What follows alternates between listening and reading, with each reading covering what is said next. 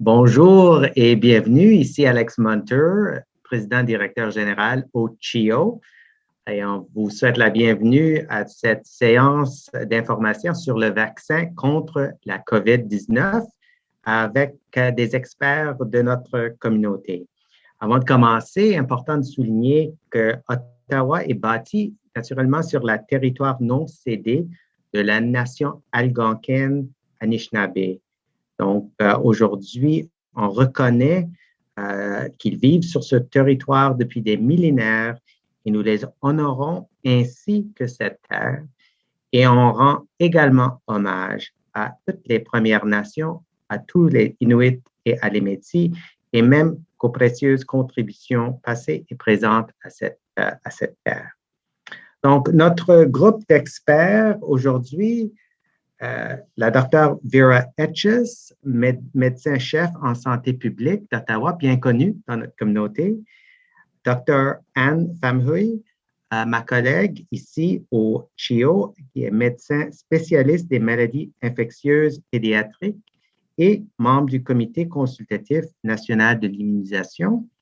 Et Katie Soulière, infirmière en santé publique, qui a beaucoup d'expérience dans le domaine d'immunisation, en effet, qui a vacciné probablement des dizaines de milliers d'enfants dans notre communauté, peut-être le vôtre aussi.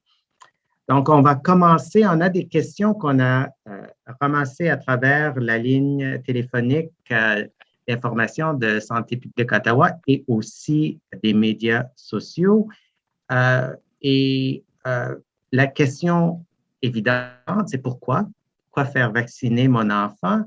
Et vous trois, tous les trois, vous avez des enfants entre 5 et 11 ans. Donc, vous avez pris la décision. Pourquoi? Pourquoi, Dr. Etches, pourquoi? La première raison pour l'immunisation des enfants et pour mes enfants, c'est pour leur protection. Il y a COVID-19 dans notre communauté. En fait, le taux est plus haut pour ce groupe d'âge. Et c'est chaque jour que mes garçons vont à l'école et c'est clair, il y a la protection avec les masques, la distanciation, la ventilation, mais c'est pas parfait. Nous avons des éclosions dans les écoles et on peut voir la différence avec une vaccination entre les écoles primaires et secondaires. Alors, je voudrais qu'ils soient protégés quand ils partent. Et c'est aussi important pour l'autre chose dans leur journée, de visiter leurs grands-parents, leur activité sportive. Alors, c'est bon et ils comprennent, ils sont partis de cette guerre contre le virus. Dr. Famhui, vos enfants, la décision que vous avez prise. Oui, non, il y avait plusieurs choses que j'ai considérées aussi. Donc, comme Dr. Etches, j'ai pensé aux bénéfices directs que le vaccin aurait chez mes enfants. J'ai un fils de 9 ans. J'ai une fille de 11 ans qui vient d'avoir 12 ans, donc elle a eu quand elle avait 11 ans. Mais donc, pour mon fils, je pense aux bénéfices directs. C'est certain qu'en tant qu'infectiologue, j'ai vu des complications de la COVID, toutes sortes de choses sévères qui pourraient arriver après l'infection, quoique rare, mais ça l'arrive. Alors, je veux le protéger contre ça. Je pense aux bénéfices indirects aussi. J'ai vu les interruptions scolaires, les effets chez nos patients, mais chez lui aussi. J'étais très contente de le revoir à l'école. C'était un peu pénible. Et donc, je pensais beaucoup à ça. Et puis aussi, je lui ai demandé. Et puis, comme il m'a répondu avec un petit peu d'hésitation qu'en fait, ouais, il veut se faire vacciner pour retourner à la vie normale, pour jouer avec ses amis, pour voir les grands-parents. Il y avait un petit peu de peur, mais il est de l'avant. Donc, le rendez-vous est fait et puis j'ai bien hâte de le faire vacciner pour cette protection additionnelle. Et Katie, la décision chez vous? Oui, alors moi, j'ai 2 enfants, 5 et 11 ans. Ah, excuse-moi, non, 5 et 8 ans. J'ai une fille et un garçon. Ma fille, quand les vaccins étaient approuvés, elle a dit comme « Yes! » Elle était tellement contente. Pour nous autres, l'important, c'est que d'avoir une vie similaire à avant la pandémie, avoir la protection pour nous autres, pour eux, puis les membres de notre famille, et aussi pour la santé mentale de les enfants, les interruptions à l'école avec leurs activités sociales, avec leurs activités de sport. C'est important d'avoir une autre méthode de protection contre le virus. Oui, bien, vous êtes chanceux. Mon fils a 3 ans, donc pas encore, il y aura, mais pas encore un vaccin pour lui. Et pour lui, il aime beaucoup ses grands-parents qui sont âgés. Et donc, pour sa protection, mais aussi pour leur protection. C'est important. Et donc, j'ai hâte à voir dans le nouvel an. Mais on parle ici des 5 à 11, les enfants âgés de 5 à 11 ans. Et question pour toi, Anne, tirée de la page Facebook Être parent Ottawa, page Facebook gérée par Santé publique Ottawa. Les effets secondaires, on entend beaucoup des effets secondaires et aussi de la durée de l'étude du vaccin. Ça semble avoir eu lieu vite. Donc, c'est quoi la réponse quand les parents te demandent ces questions-là? Oui, non, toutes des bonnes questions, des questions importantes. Alors, je vais peut-être me concentrer sur l'étude chez les enfants de 5 à 11 ans qui a été récemment publiée. Donc, ça, c'est une étude qui a regardé, il y avait au-dessus de 4 000 enfants dans l'étude et il y en avait à peu près 3 000 qui ont reçu le vaccin. Donc, il y a une partie qui a reçu un placebo puis une partie qui a reçu le vaccin. Donc, chez les 3 000 enfants de 5 à 11 ans qui ont été vaccinés avec 2 doses, ils ont étudié de très près les effets secondaires. J'étais heureuse de voir ce qui a été rapporté. Essentiellement, les effets secondaires rapportés sont très similaires à ce qu'on a vu chez les adolescents ainsi que chez nos adultes. Donc, des effets secondaires communs, mais disons limités. Donc, beaucoup de douleurs au bras, au site d'injection, un peu de rougeur, un peu d'enflure au site qui était chez beaucoup des participants, des vaccinés. Parmi les effets secondaires qu'on appelle plus systémiques, donc ça inclut comme les maux de tête, la fatigue, des myalgies, comme douleurs musculaires. Ça apparaît aussi. Ça a été rapporté aussi chez les vaccinés, surtout un peu plus après la 2e dose du vaccin. Et puis, de façon intéressante, quand ils ont comparé les 5 à 11 ans avec une cohorte, avec des participants de l'autre étude chez les ados et les jeunes adultes de 16 à 25 ans, ça avait l'air comme les 5 à 11 ans avaient un petit peu moins de ces effets plus systémiques comparativement aux jeunes un peu plus âgés qu'eux. Donc, tout ça, c'était très rassurant et cette étude était assez grosse pour pouvoir détecter ce genre des effets secondaires communs. Dans l'étude, on n'a pas vu aucun cas d'allergie sévère, il n'y a eu aucun cas d'anaphylaxie et aussi de myocardite et péricardite. Je sais qu'il y a beaucoup de parents qui sont inquiets pour ça, puis certainement en tant que pédiatre, en tant que communauté médicale, on suivait ça de très près. Il n'y a eu aucun cas rapporté. C'est vrai que peut-être l'étude, vu que c'est un effet secondaire extrêmement rare, il faut qu'il y ait des millions et des millions de personnes en général pour pouvoir déceler. Alors, cette étude-là n'était pas assez grande pour détecter des effets secondaires extrêmement rares. Mais juste pour vous rassurer, il y a déjà eu plus de 3 millions de doses qui ont été attribuées aux enfants aux États-Unis. Parce qu'eux, ils ont eu l'autorisation avant nous. Et puis, jusqu'à présent, il n'y a pas eu de signal ou de sécurité ou d'effet secondaire concernant jusqu'à présent. Donc, ça, c'est rassurant. Et puis, il y avait une autre question, je m'en vais. La durée de l'étude. La durée de l'étude, c'est ça. Alors, c'est une étude qui est en continu. Donc, ça, c'était les données avec à peu près 2 mois de suivi pour les effets secondaires. Et puis, ça, c'est vraiment le temps important d'observation d'effets secondaires après un vaccin. Ce n'est pas 5 ans, ce n'est pas 10 ans. On ne voit pas, je ne m'attends pas, incluant la communauté médicale, on ne s'attend pas à déceler quelque chose qui va arriver dans 10 ans ou 15 ans. C'est vraiment dans les 2 mois suivant un vaccin. Merci. Question logistique, où Katie, où est-ce que les enfants seront-ils vaccinés? Où sont situés les centres de vaccination? Alors, on a déjà commencé aujourd'hui la première journée de clinique à les santé communautaires, excuse-moi, les centres communautaires de santé publique. Alors, nous avons 7 établissements qu'on utilise pour ça. On va aussi offrir des centres de vaccination au quartier. Aussi des vaccinations temporaires après les heures de l'école à 73 écoles à Ottawa. Alors, ça va être des cliniques uniquement après les heures de l'école où les parents peuvent aller avec les enfants pour faire le vaccin. On ne peut pas oublier de nos pharmacies et nos soins primaires qui vont aussi offrir le vaccin. Et aussi, il y a beaucoup d'options. On a nos membres de communauté des Premières Nations, des Inuits, des Métis qui vont offrir des centres communautaires pour faire des cliniques de vaccination. Donc, beaucoup d'options et sont tous sur le site web de Santé publique d'Ottawa. On peut trouver les renseignements, le où et le comment. Dr. Etches, tiré de la page Facebook Parents Ottawa, la question de faire vacciner un enfant s'il a déjà eu le COVID-19.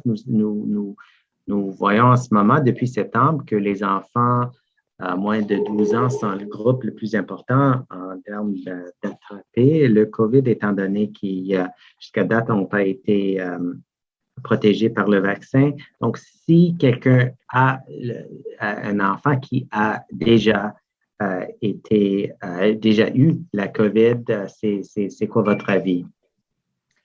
Je recommande que les enfants sont vaccinés après une infection avec la COVID-19, après les symptômes sont disparus et ils sont en bonne santé encore, parce que il y a bonne protection avec les deux, parce que c'est comme la première dose de vaccination après une infection peut aider la mémoire du système immunitaire.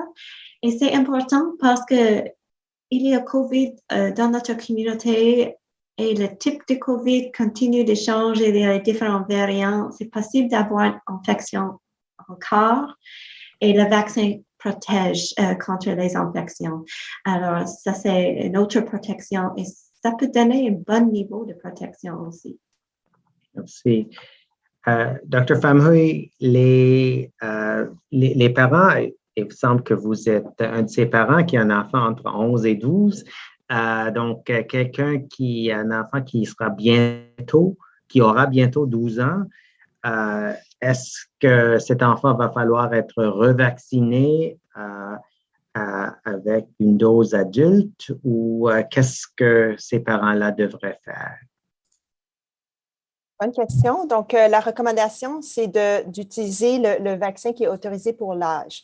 Donc, si votre enfant a en ce moment 11 ans, va recevoir la dose pédiatrique de 10 microgrammes. Et puis, si d'ici la deuxième dose, l'enfant a maintenant 12 ans, va recevoir la dose autorisée pour 12 ans qui est 30 microgrammes. Donc, la dose pour 12 ans qui est étudiée aussi. Si jamais il complète avec un autre 10 microgrammes pour une raison ou une autre, une erreur, ça va être quand même compté comme une série complète de 2 doses. C'est beau, merci. Question de présence des parents au site de vaccination. Sont-ils autorisés d'être là si par exemple, c'est un centre établi dans une école? Katie. Alors, les enfants ne seront vaccinés qu'en présence d'un tuteur légal. Alors, la raison, c'est qu'on veut que les parents soient présents aussi pour donner la confort et pour le consentement aussi. Alors, la réponse, c'est non, on ne va pas vacciner sans la présence d'un parent ou un tuteur légal. Merci. Dr. Etches, question sur Facebook, et c'est quelque chose qu'on entend dans la communauté quand même assez souvent. C'est peut-être que, comme parent, je devrais attendre, voir comment ça se déroule avant de faire vacciner mon enfant? C'est quoi ta réponse à ce genre de commentaires? Je recommande d'être vacciné maintenant parce que le niveau de COVID-19 dans notre communauté pose un risque maintenant et j'imagine avec notre expérience pendant les périodes de fête que le taux de COVID-19 peut augmenter encore avant les fêtes en décembre. Et c'est une opportunité maintenant. Nous avons des rendez-vous dans les cliniques. Il y a beaucoup de vaccins ici pour tout le monde et c'est une protection qu'on peut avoir maintenant. C'est pas une bonne idée d'attendre. Je comprends, il y a des gens qui pensent, mais s'il y a quelque chose de rare, je voudrais voir beaucoup de gens vaccinés, mais il y a maintenant plus que 3 millions de personnes vaccinées aux États-Unis.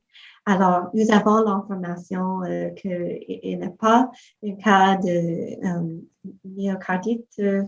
Je m'excuse en français, j'ai besoin de vérifier ce terme en français, mais dans les études, et on a un système d'identifier les impacts concernant la sécurité de le vaccin après. Dans chaque jour, on a un système de surveillance et s'il y a quelque chose d'important, on peut le trouver.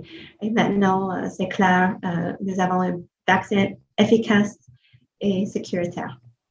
Il y a aussi une période de 8 semaines entre premier et deuxième vaccin. Donc, si on attend au premier vaccin, ça va encore durer plus long. Ça va durer plus de temps avant que l'enfant soit complètement vacciné, peut-être même jusqu'au printemps. Donc, c'est ça l'autre aspect du timing. Hein. C'est vrai, et ça prend 2 semaines après une vaccination pour le système immunitaire de monter la réponse aussi. Alors, le plus vite possible, c'est bon. Merci. Docteur Famhui, une autre question venant sur Twitter, à travers Twitter, à Santé à Ottawa. Il s'agit d'une famille où l'enfant avait déjà contracté la COVID. Et est-ce que le risque de myocardite augmente après la première dose si l'enfant a déjà eu la COVID? Oui, donc on étudie ça de très près. De ce qui a été rapporté, et puis ça, c'est plus pour les adolescents et les jeunes adultes, les cas de myocardite, péricardite sont extrêmement rares, mais parmi ceux qui le développent, c'est typiquement ou plus souvent après la deuxième dose du vaccin, donc deuxième dose du vaccin. On a essayé de regarder si c'était après une infection et tout ça, après une première dose du vaccin, puis ça il n'y a pas eu de corrélation encore. Alors, je ne crois pas. À ce point-ci, on continue d'étudier ça. Et on a touché sur cette question avant, mais c'est une question qui revient souvent, Dr. Etches, et c'est la question, est-ce que le vaccin a été développé et approuvé trop rapidement? Chaque étape normale pour les études de l'efficacité et la sécurité des vaccins était suivie. Et aussi, notre gouvernement fédéral et les experts ont une évaluation indépendante. Et c'est clair que c'était une priorité. Alors, tout le monde a travaillé fort d'utiliser la science qui était là avant la COVID-19, comment on peut créer des vaccins, comment on peut utiliser la mRNA. C'était important d'avoir cette solution et c'est pourquoi on a travaillé fort d'avoir 7 résultats maintenant, un bon vaccin, mais on a utilisé chaque étape et c'est clair, j'ai confiance dans le processus. merci. Et Dr. Pham Huy, toute la question, il y a des questions détaillées. Une des questions détaillées, il s'agit des flacons existants pour les adultes. Ils sont différents de ceux qui vont être utilisés pour les enfants. Pourquoi est-ce que c'est nécessaire d'avoir cette différence-là? Oui, il y a beaucoup de gens qui pensaient qu'on pourrait juste prendre la dose, une plus petite dose de la bouteille adulte. Et donc, en fait, ils sont vraiment assez similaires. Comme vous savez, la dose du vaccin chez les 5 à 11, c'est un tiers de la dose adolescente adulte. Mais aussi, dans la nouvelle formulation, il y a un autre, je pense, c'est comme un genre de stabiliseur pour augmenter la stabilité du vaccin pour pouvoir le réfrigérer plus longtemps, le garder à l'air ambiant un peu plus longtemps aussi. Donc, ce n'est pas exactement la même chose et la recommandation, c'est vraiment pour vacciner les 5 à 11, il faut utiliser la dose pédiatrique et la bouteille pédiatrique. Merci. Il y a eu des commentaires dans les médias, juste pour vérifier un peu peut-être l'acte de manque de clarté. Le vaccin contre la grippe, c'est la saison pour ça aussi. Est-ce qu'il doit y avoir une pause de 14 jours entre le vaccin contre la grippe et le vaccin contre la COVID? Je peux répondre à ça. Donc, cette recommandation était une recommandation par précaution et simplement pour pouvoir distinguer si on développe un effet secondaire après un vaccin A et puis que ce n'est pas relié au vaccin B, etc. Donc, ça, c'était la recommandation de les espacer, disons, de 14 jours. Mais ce n'est pas une contre-indication. Donc, si, par exemple, un enfant a reçu son vaccin contre la grippe et puis 7 jours plus tard ou 5 jours plus tard, il arrive pour son rendez-vous pour le vaccin contre la COVID, ils peuvent quand même le recevoir. C'est simplement juste par précaution. Et puis, il est possible que dans le futur, une fois qu'on a plus d'informations aussi, on va pouvoir changer cette recommandation. C'est ce qu'on avait fait pour les adolescents et les adultes aussi. Et finalement, Katie, on a vu au début de l'année, le vaccin a été déployé pour des groupes prioritaires selon des tranches d'âge. Est-ce que ça sera encore le cas cette fois-ci avec le vaccin pour enfants? Alors non, il n'y aurait pas un échelonnement pour l'admissibilité. Ça veut dire qu'on pourrait donner le vaccin à tous 5 à 11 ans à la même temps. Et juste pour ajouter à cette réponse, si une famille fait un rendez-vous pour un enfant, puis l'autre enfant est sur une autre journée ou dans un autre temps, dans la même journée, il peut apporter les enfants à la même temps. Alors, ça, c'est pour assurer que la famille peut être à la clinique ensemble, puis les enfants peuvent se vacciner à la même temps. Merci Katie, merci Anne, merci Vera de nous avoir rejoints aujourd'hui. Si jamais vous avez d'autres questions, des plus amples renseignements sur les vaccins, veuillez consulter les pages web à la fin de cette présentation. Je devrais aussi noter que Santé publique Ottawa a des experts qui sont disponibles pour répondre à des questions. Si vous avez des questions spécifiques en ce qui a trait des vaccins, il y a des experts qui sont là pour vous. Donc, merci encore une fois pour votre intérêt et pour nous avoir joints aujourd'hui.